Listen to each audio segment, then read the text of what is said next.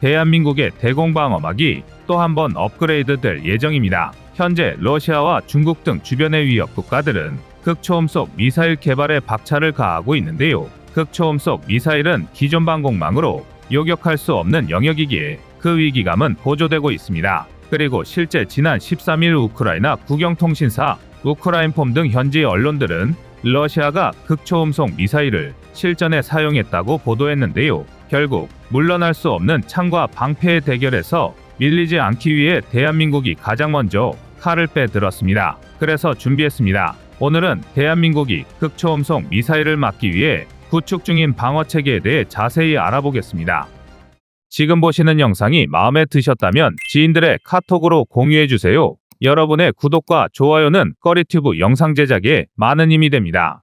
현지 시각 2월 13일 오전 우크라이나 수도 키이우엔 러시아군이 발사한 미사일이 떨어졌는데요. 이 공격으로 민간인 최소 5명이 사망하고 50여 명이 부상을 입었습니다. 그러나 피해 규모보다 충격적인 것은 이 미사일의 실체입니다. 이번에 러시아군이 사용한 극초음속 미사일 지르코는 음속의 9배, 마하9로 날아 600에서 1500km 떨어진 목표물을 타격할 수 있는 러시아의 최첨단 극초음속 순항 미사일입니다. 러시아군은 수년 동안 지르콘을 시험 발사해왔으며 지난해 1월 군함과 잠수함 등에 실전 배치한 것으로 알려져 있는데요. 이 미사일이 차세대 꿈의 신무기로 불리는 이유는 기존 미사일 방어 체계로는 요격이 불가능하다는 미사일 속도 마하5를 까마득히 넘어서고 있기 때문입니다. 실제로 러시아는 가장 진보된 미사일 원천 기술은 물론 수십 년간 이어진 운용 능력, 경험을 보유하고 있는데요. 그러나 숨겨진 진짜 실력자는 바로 대한민국입니다. 80년 역사의 미국 민간연구소이자 최초의 싱크탱크로 불린 랜드 연구소는 현재까지 극초음속 미사일 개발에 성공한 나라는 지구상에서 대한민국과 러시아뿐이다라고 결론짓고 있으며 한국을 러시아와 함께 미사일 2대 강대국으로 소개하고 있을 정도입니다. 그러나 극초음속 미사일을 방어하는 측면에서 본다면 아직 어려움이 많습니다. 무엇보다 가장 큰 문제는 현존하는 어떤 방공망도 극초음속 미사일을 요격하기란 불가능하며 러시아의 미사일 기술이 북한, 중국 등 적성국으로 넘어가고 있다는 사실입니다. 북한은 지난달 14일 고체 연료를 사용한 극초음속 중장거리 탄도미사일 시험 발사에 성공, 평양부터 서울까지 일본 요격의 시대를 열었다고 대대적으로 선전했는데요. 특히 자신들이 발사한 미사일이 최대 속도 마하 10에 달하는 극초음속 미사일이라면서 한국의 미사일 요격망을 회피해 기능할 수 있다고 주장했습니다.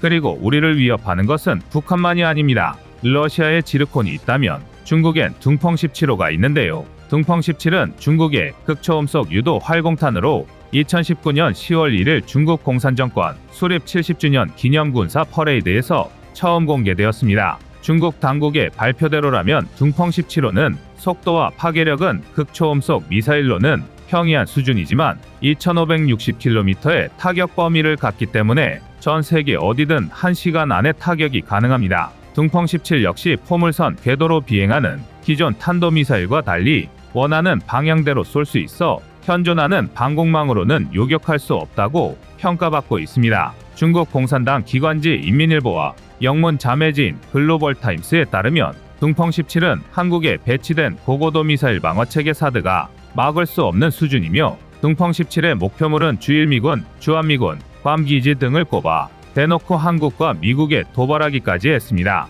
그러나 전술했듯 미국 랜드 연구소가 인정한 극초음속 미사일 강국은 러시아와 한국이 유일합니다. 그리고 이러한 평가는 군사 전문지 포린폴리시에서도 이어지고 있는데요. 러시아가 8000km 떨어진 목표물을 타격 가능한 미사일을 보유한 것처럼 한국 역시 누리호 ICBM이 8700km 비행에 성공했다며 전 세계가 한국의 군사력을 너무 낮게 평가하고 있다고 보도했습니다. 맞습니다. 현재 비공식적이긴 하지만 극초음속 미사일 개발에 성공한 나라는 한국을 제외한 러시아뿐이며 극초음속 미사일 방어 체계를 만들고 있는 나라는 미국과 일본, 이스라엘 그리고 한국입니다. 군사 전문지 텔레그래프는 이를 좀 더 직설적으로 설명하고 있는데요. 극초음속 미사일의 발사 지점과 목표명 중장면까지 다 보여준 것은 러시아와 한국뿐이며 미국과 중국은 발사 장면만 보여줬을 뿐이라고 실제 성능에 의문점을 표했습니다. 더구나 미사일에 들어가는 정밀 부품과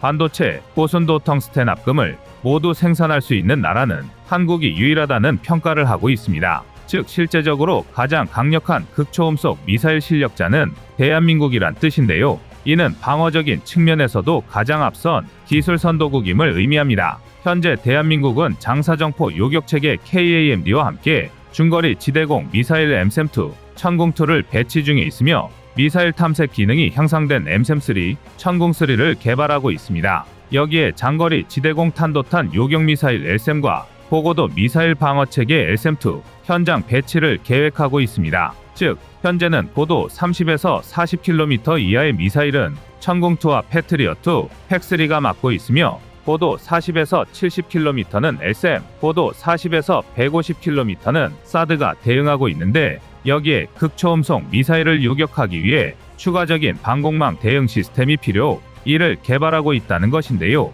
일각에서는 극초음속 미사일의 개발 속도에 비해 이를 요격하는 시스템 개발이 늦은 것이 아니냐는 우려의 목소리가 나오고 있습니다. 그러나 이는 대한민국의 문제만이 아닌 전 세계 모든 국가의 공통된 고민거리라 할 수 있습니다. 한국의 미래 방공 요격 체제에 대해 좀 더 자세히 알아보면 한국형 사드2라 불리는 LSAM-2가 고고도에서 극초음속 미사일을 1차 요격하는 임무를 맡게 되는데 요격 범위는 최대 150km로 최대 속도 마하 10의 미사일을 잡는 것을 목표로 하고 있습니다. 그리고 LSAM-2가 요격에 실패할 경우 천궁3가 낮은 고도에서 2차 요격에 들어가는데요. 천궁3의 경우 천궁2 대비 종말 측추력기의 성능이 개량되며 미사일의 탐색기도 더욱 뛰어난 성능을 가진 차세대 탐색기로 교체되었을 뿐만 아니라 앞 조종날개 일명 카나드를 삭제하여 사거리를 대폭 연장, 고고도 미사일에 대응토록 업그레이드되었습니다. 이외에도 탐색 레이더를 페이사 레이더에서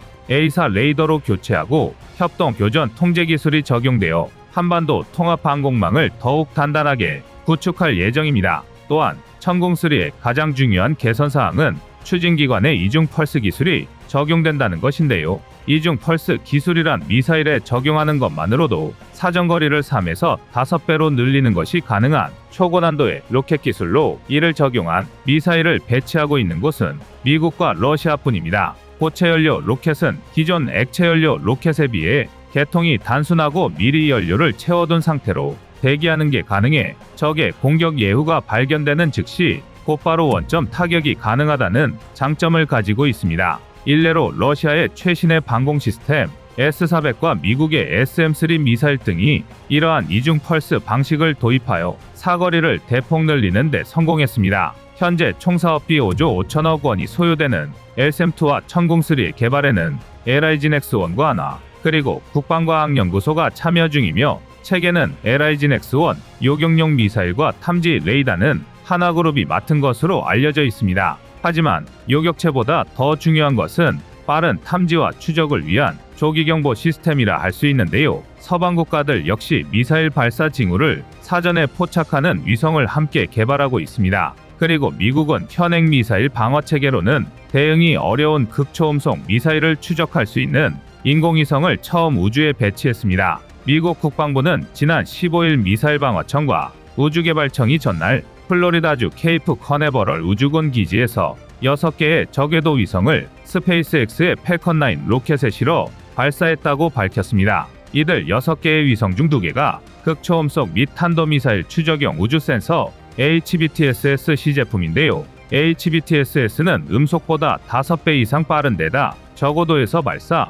예측이 어려운 경로로 비행하는 극초음속 미사일을 탐지하기 위해 개발되었으며 수백 개의 위성을 위용촘촘한 미사일 감시망을 형성하는 PWSA 체계까지 추진하고 있습니다. 이날 HBTSS-C 제품과 함께 발사된 4개의 위성 역시 PWSA 체계의 일부분으로 추정되고 있는데요. 현재 미국의 미사일 추적용 위성은 대부분 정지궤도 고도 약 35,000km에 배치됐는데 이번처럼 저궤도 고도 약 1,900km의 위성을 두면 덜 복잡한 센서를 사용하면서도 넓은 지역을 감시할 수 있다는 장점이 있습니다. 키스 콜린스 MDA 청장은 이번 발사는 우리가 미사일 경보, 추적과 방어에서 새로운 단계에 접어드는 중추적인 시점에서 이뤄졌다라며 HBTSS 위성은 적국을 앞서가려는 우리의 노력에서 필수적인 진전이다라고 말했습니다. 미국의 HBTSS 측탄도 추적 우주 센서가 있다면 유럽엔 우주 기반 전장 감시를 통한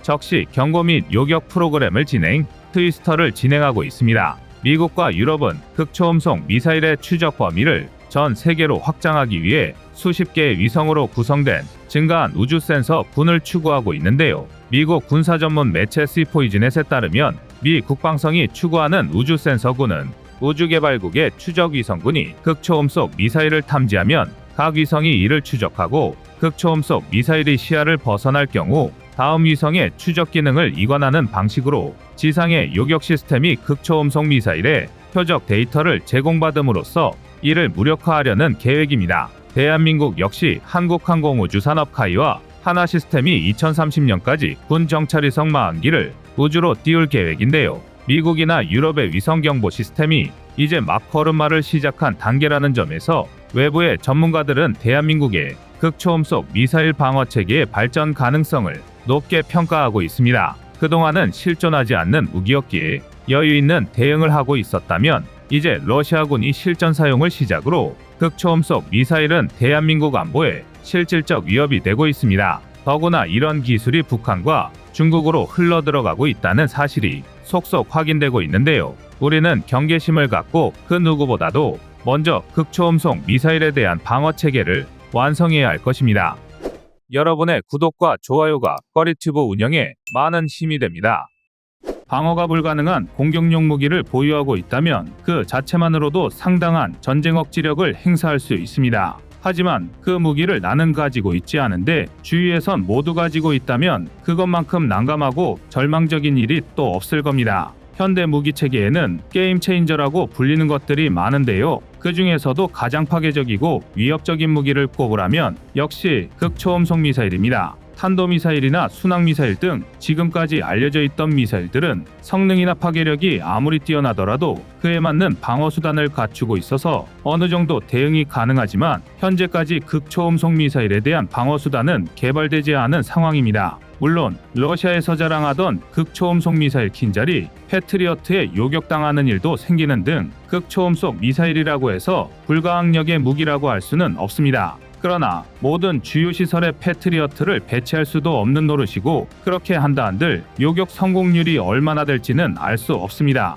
보다 확실한 대응책이 필요한데요. 심지어 대한민국은 극초음속 미사일에 대한 방어체계는 물론이고 공격용 극초음속 미사일도 아직 확보하지 못한 상태입니다. 러시아와 중국이 극초음속 미사일의 최강국이라는 점을 생각하면 상당한 불안감이 엄습해옵니다. 그러나 대한민국도 이미 극초음속 미사일 경쟁에 뛰어들었고 눈에 띄는 성과를 나타내고 있는 중입니다. 극초음속 미사일이라고 하면 대단히 거창해 보이지만 사실 기준 자체는 생각보다 간단합니다. 우선 탄도미사일 중에서도 탄두부에 글라이더 형태의 활공체를 탑재하여 곡선을 그리며 포물선으로 낙하하다 종말 단계에서 궤도를 바꾸어 수평으로 비행하는 걸 극초음속 활공체, 통칭 HGV라고 부릅니다. 예를 들어 중국이 대한민국 서해 방위를 책임지는 제2함대를 타격하기 위해 대표적인 HGV인 DF-17을 발사한 상황을 가정해 보겠습니다. HGV는 40에서 100km 수준의 비교적 낮은 고도로 활공하기 때문에 대한민국의 KAMD가 아무리 뛰어나다 하더라도 탐지하는 게 극히 어렵습니다.